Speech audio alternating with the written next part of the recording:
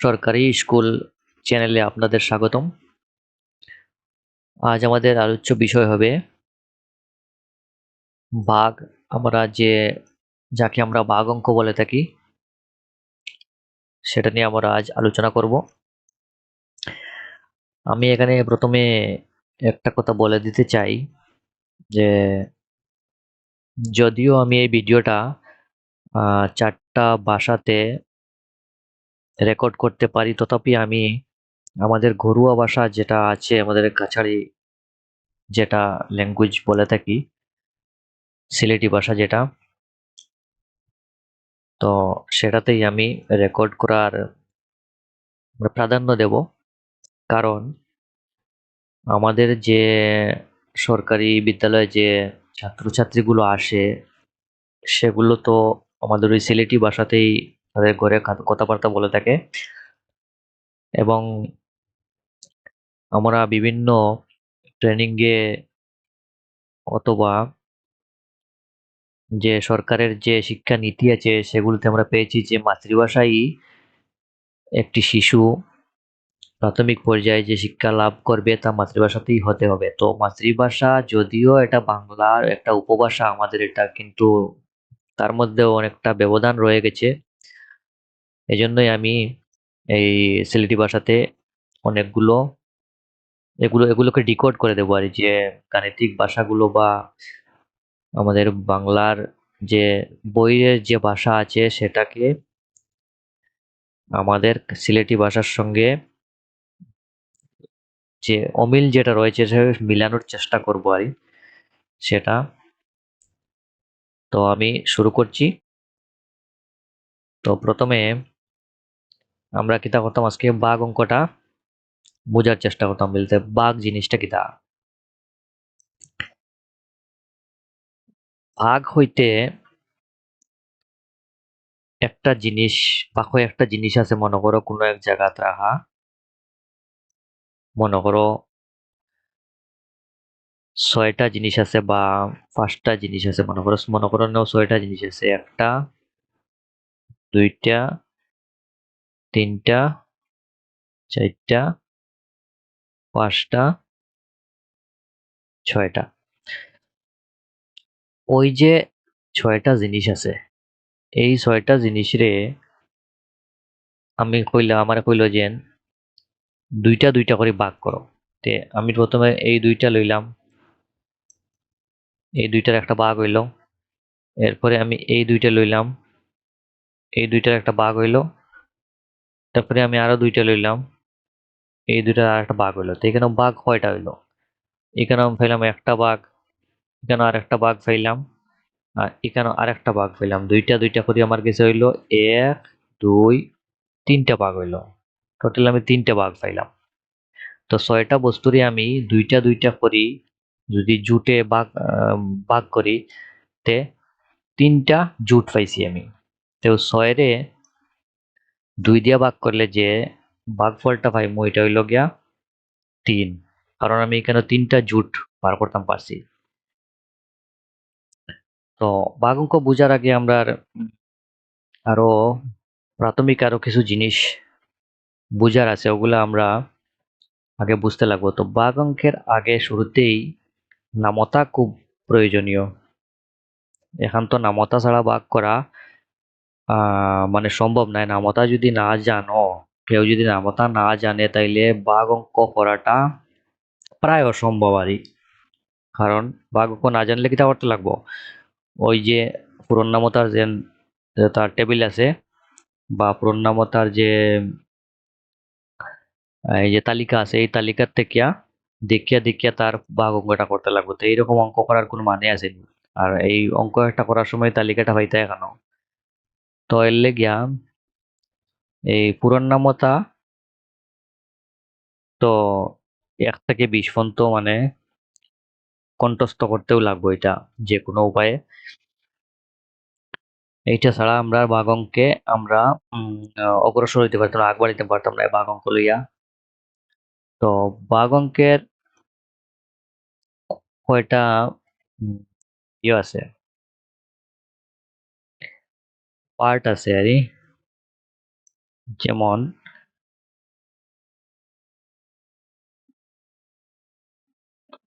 একটা জিনিস আমি দেখাইতে চাই আর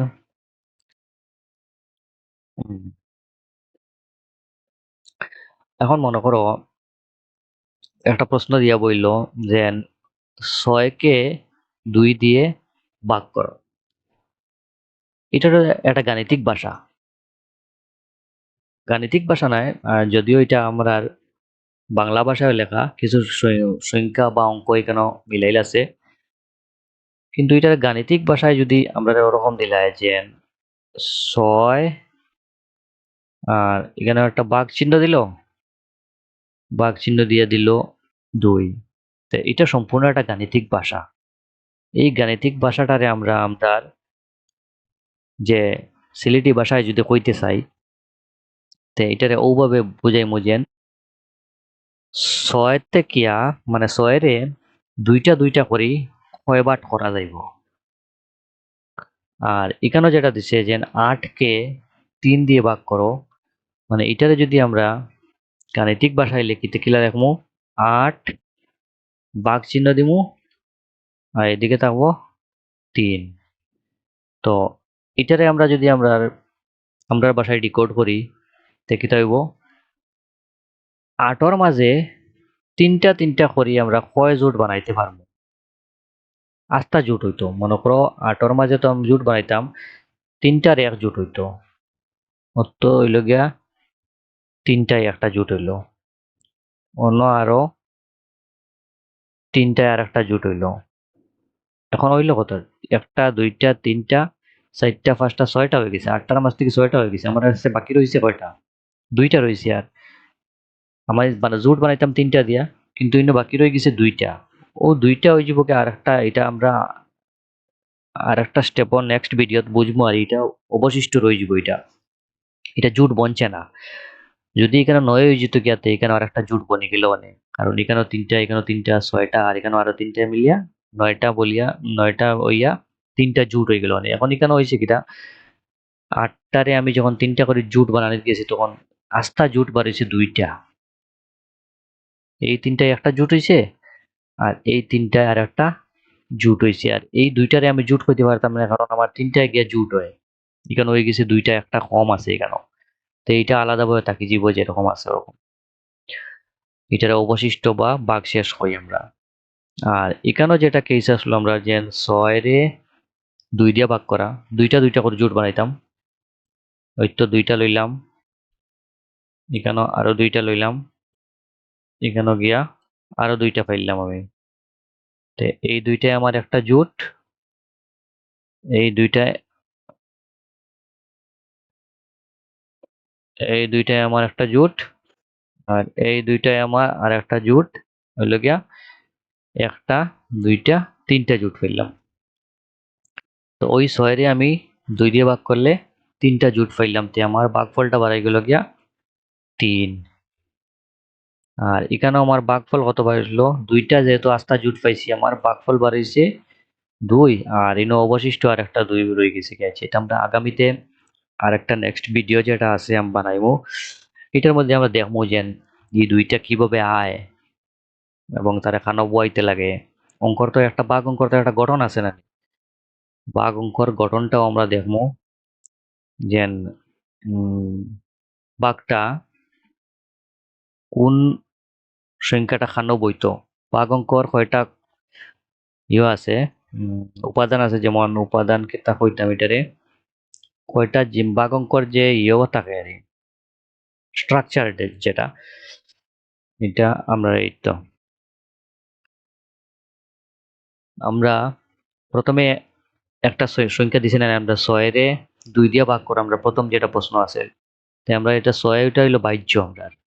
হ্যাঁ, ভাগ অঙ্কর মাঝে বাহ্য থাকে একটা, যে প্রথম যে প্রশ্ন আছে আমরা এটার মাঝে আমরা 6টা হইলো বাহ্য, 6টা থাকবো ওখানে।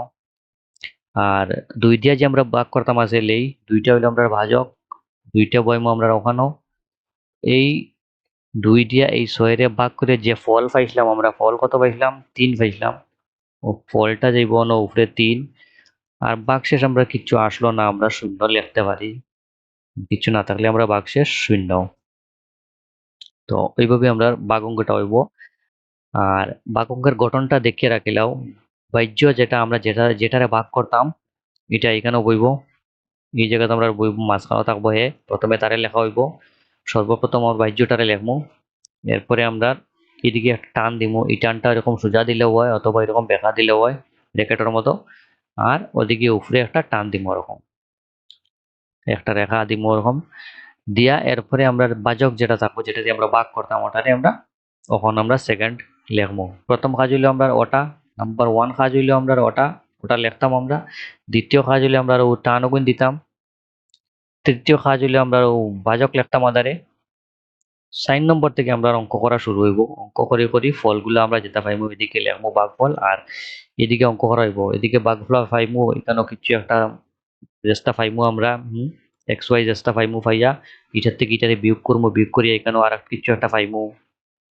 মনে করো জেড পাইলাম, এখানেও আর কিছু থাকলে এটা নামবো, তাকিয়ে এরপরে আবার এখানে বইয়া বিয়োগ হইব। এখানে আবার বিয়োগ হওয়ার পরে উপরে আরো কিছু থাকলে নামবো, নামিয়া বিয়োগ হইব। আচ্ছা, এটা তো আমরা দেখবো ভবিষ্যতে, দেখবো আগামী ভিডিওতে দেখবো। আর লাস্টে যেটা রই যাব, যেটা আর বাঘ যাইতো না, ওটার মাঝে বাঘ যেটা যাইতো না, ওটা অবশিষ্ট হিসাবে মনে রইব। তো এইটা হলো বাঘ অঙ্কের ঘটনা। আর এই বাঘ অঙ্কটা ওরকম হয়ে যাইব। একটা জিনিস এখানে লক্ষ্য করবা, বাঘ অঙ্কটা যখন আমরা করবো তখন প্রথমে তো আমরা বাহ্যটা লেখবো, লেখার পরে বাহ্যর নিচে নামিয়া এদিক সমান থাকবো, প্রথম লাইনটা সমান থাকবো। এরপর থেকে একটু তেড়া হইয়া হইয়া ডাইন দিকে সরতে থাকবো। এদিকে নিচে যত নিচে আইবো তত ডাইন দিকে সরতে থাকবো, কারণ আমরা সংখ্যা যেগুলা অঙ্ক যেগুলা নামবো উপরে থেকে এগুলা একটা একটা হইয়া ডাইন দিকে নামতে থাকবো। এর লাগে এটা এদিকে সরতে থাকবো। আর যেটা ডাইন দিক আছে অঙ্কর, বাহ্যর যে ডাইন দিক আছে, এই ডাইন দিকটা একদম সোজা থাকবো। এটা কিন্তু কোনো দিকে শর্ত নাই, এটা পুরা সোজা থাকবো। এটা এটা অঙ্ক যদি শুদ্ধভাবে করা হয় তাইলে এটা সোজা থাকবো, এবং এটা এটার বাইরে যাওয়ার কথা নাই। যদিও আমরা অক্ষরে লেখছি, এর লাগে এটা বাইরে গেছি কি, কিন্তু আমরা যখন অঙ্কে বা সংখ্যায় লিখবো তখন এটা এখানের মাঝে থাকবো, এটা এর বাইরে যাইতো না। যদি এটা দশমিকের ভাগ না হয়ে থাকে, যদি এখানে আমরা দশমিক ব্যবহার না করি, তাইলে ভাগশেষটা ইনোর ভিতরেও সীমাবদ্ধ থাকবো। এটা এদিকে যাইতো না, এদিকে যাওয়ার কথা না। এটা এটা এখানেও সীমাবদ্ধ থাকতে লাগে, কারণ আমার যতটা অঙ্ক নামার থাকবো এটা সোজাভাবে নামবো। আর এই ভাগফলটারে এখানেও লেখা যায়, আর এটার এদিকে আর একটা টান দিয়ে এদিকেও লেখা যায়। তবে আমরা প্রেফার করবো এটারে, প্রাধান্য দিব আমরা এটারে উপর দিকে লেখার। উপর দিকে লেখার আমরা একটা ফায়দা আছে, মানে একটা বেনিফিট আছে উপরে লেখার। আমরা এটা অঙ্ক করতে সময় আমরা বুঝবো যে এটা উপরে লেখলে আমরা এটার কি ফল পাই, বা এটা থেকে আমরা কি লাভ হয়। এটা দিয়ে আমরা বুঝতে পারি আর যে কোন সংখ্যাটার আমরা ভাগ করিলে সে কোনটা নামতো, এখন কোনটা নামার বাকি আছে। এইটার লাগে আমরা এটা উপরে লেখলে একটা সুবিধা হয়। তো আর